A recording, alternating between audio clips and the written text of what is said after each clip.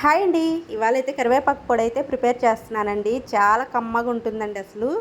రైస్‌లోకే కాదండి, దోసలోకి, ఇడ్లీలోకి మనం ఎప్పుడు పల్లి చట్నీ తిని బోర్ కొట్టినప్పుడు ఈ విధంగా కానీ మనం పౌడర్‌ని ప్రిపేర్ చేసి పెట్టుకుంటే సైడ్‌కి గాని పౌడర్ వేసేసుకుంటే ఈ పొడిని, కరివేపాకు పొడిని అంత కమ్మగా ఉంటుందన్నమాట ఇడ్లీలోకి, దోసలోకి. అసలు రైస్‌లోకి అయితే చెప్పనవసరం లేదండి. కరివేపాకు పొడి నెయ్యి వేసుకొని తింటే అంత కమ్మంగా ఉంటుంది. నేను ఎప్పుడు ప్రిపేర్ చేసుకుంటూ ఉంటానన్నమాట. మనకి ఏ కూర చేసుకున్నా అప్పుడప్పుడు తినాలనిపించదనమాట.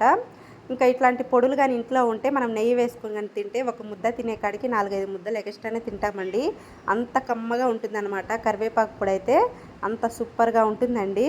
టేస్ట్ వైజు పిల్లలు కూడా ఇష్టంగా తింటారనమాట. సింపుల్ ప్రాసెస్లో అయితే తయారు చేసేసుకోవచ్చండి. మనకి నెల 2 నెలల వరకు కూడా స్టోర్ అయితే చేసుకోవచ్చు అనమాట. ఫ్రిడ్జ్లో అయినా పెట్టుకోవచ్చు, బయట అయినా పెట్టేసేసుకోవచ్చు. ముందుగా అయితే కడాయి పెట్టేసేసుకొని 1 స్పూన్ వరకు ఆయిల్ వేసేసుకుందామండి. ఆయిల్ వేసేసుకొని 1 స్పూను పెద్ద స్పూన్తో మినపగుళ్ళు, అదే స్పూన్తో పచ్చెనగపప్పు వేసేసుకున్నాము. స్టవ్ని అయితే లో ఫ్లేమ్లో ఉంచేసేసుకొని ఇవన్నీ ఫ్రై చేసేసుకున్నామండి మంచి గోల్డెన్ కలర్ వచ్చేంత వరకు. ఇప్పుడు చిన్న స్పూన్తో 1 స్పూను జీలకర్ర, 2 స్పూన్లు ధనియాలు వేసేసుకున్నాము.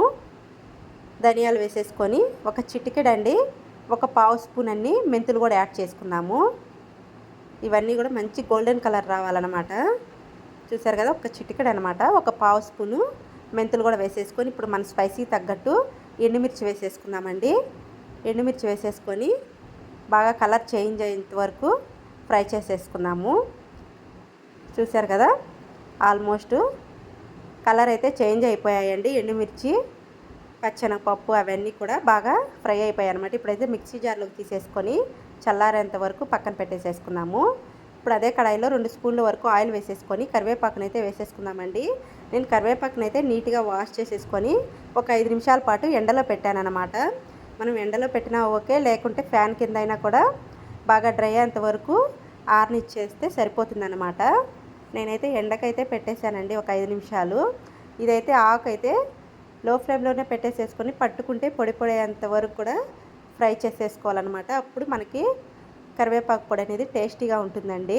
నిల్వ ఉన్నా కూడా టేస్ట్ అనేది అంత బాగుంటుందన్నమాట. చూసారు కదా, పట్టుకుంటే ఈ విధంగా రావాలన్నమాట. ఇప్పుడైతే స్టవ్ అయితే ఆఫ్ చేసేసుకొని ముందుగా వేయించి పెట్టుకుని ఎండుమిర్చిలో తగినంత సాల్ట్ వేసేసుకొని మొత్తం అంతా మిక్సీ పట్టేసేసుకుందామండి. ఒక 2-3 రెమ్మల చింతపండు వేసేసుకుందాము. వెల్లుల్లి రెబ్బలు అయితే ఒక 20 వెల్లుల్లి రెబ్బల దాకా వేసానండి. వెల్లుల్లి రెబ్బలు ఎక్కువ వేసుకుంటేనే టేస్ట్ అనేది బాగుంటుందన్నమాట. ఇప్పుడు కరివేపాకుని కొంచెం కొంచెంగా వేసేసుకొని ఈ విధంగా ఫైన్గా అయితే పౌడర్గా పట్టేసేసుకున్నాము. చూసారు కదా, ఈ విధంగా పట్టేసేసుకొని స్టోర్ చేసుకుంటే ఉంటుంది. బాయ్ అండి.